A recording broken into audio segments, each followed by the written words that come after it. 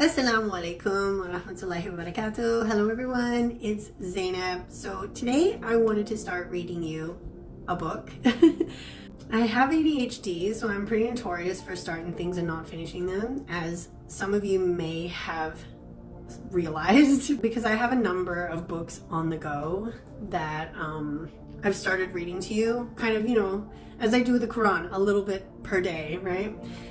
But I've only finished, I think, one of them so far, and I've got like several on the go. That's a typical ADHD person for you. So anyways, I will be finishing those books. Don't get it wrong. Don't get it twisted. I will be finishing all the books that I started reading to you eventually, inshaAllah, by the will and mercy of Allah, subhanahu wa ta'ala. However, the last few months has got me thinking a lot about Imam Mehdi, peace be upon him, because it almost feels like, to me, and I know I'm not the only one, but it feels like his reappearance is imminent, and hopefully, God willing, inshallah, soon it may even happen in our lifetimes. So I really wanted to learn a little bit more about him and about the things that are going to happen around his reappearance or leading up to his reappearance. So I would love for you to join me on this learning journey, and we can learn together about the things that are going to happen, the signs that are going to be revealed leading up to the reappearance of the 12th Imam, Imam Mehdi, peace be upon him. So I'm just going to start from this book. It's called The Mehdi, Understanding the Awaited One, and it's by Sayyid Munir al-Khabbaz, and it's looking at the reappearance of the 12th Imam, obviously from the 12er Shia perspective, because I believe that Sunnis have a different belief or perspective in terms of what they believe will happen leading up to his reappearance and the circumstances of his reappearance. So I'm going to start from page 1, believe it or not. Like I'm skipping the translator preface about the author and all that. So I didn't think it was going to be 1, but it is.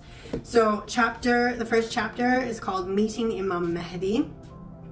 So in the name of Allah, most gracious, most merciful, all praise belongs to him, and peace and blessings to Prophet Muhammad and his pure family. What remains of Allah's provision is better for you, should you be faithful. And that is a verse from the Quran. It is chapter 11, ayah number 86. Sayyid Tabatabai wrote in his Al-Mizan that the meaning of part of that verse, which reads, what remains of God's provision, in the blessed verse that I just read to you, is the prophet, as in not the prophet, the messenger of God, but the profit that you make when you invest money and you make a profit, that kind of profit, that a man may earn after a commercial transaction. Okay, there you go. His evidence for this viewpoint was the context of the verse itself, which is part of Prophet Jethro's dialogue with his people. Prophet Jethro. Prophet Jethro. Okay. I'm gonna have to look up who's that. So the next verse is another verse from the Holy Quran. I'm gonna read you. Verses 85, ayahs 85 and 86. So the same verse I just read you, plus the one before it.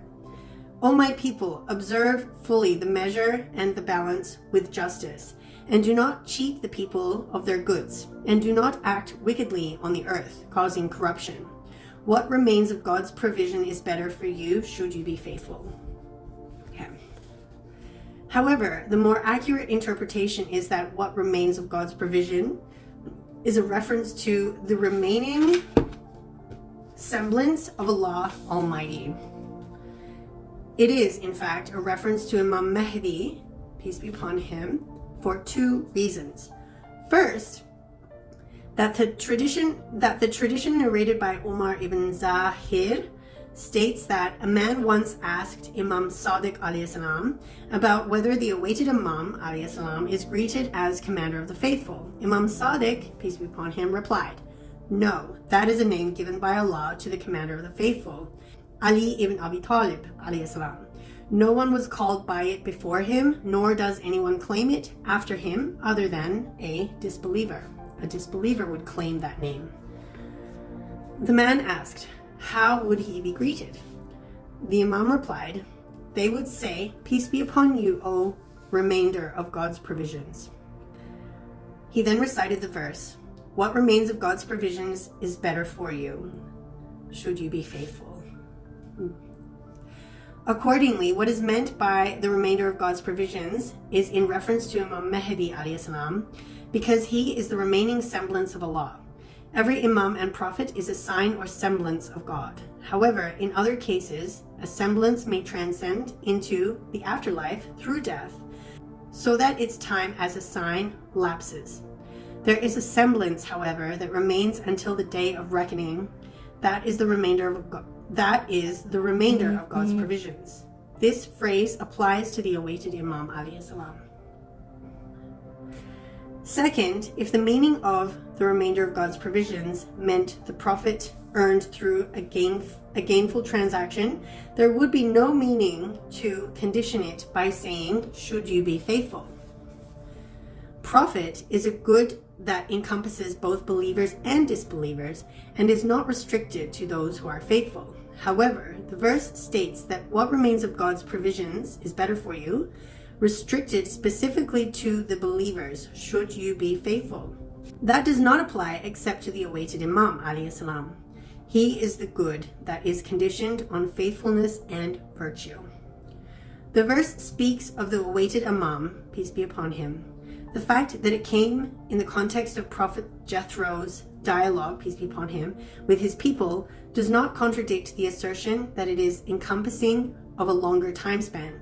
It is meant as a directive to the believers at all times, even if it was conveyed through Jethro, peace be upon him, in his dialogue with his people.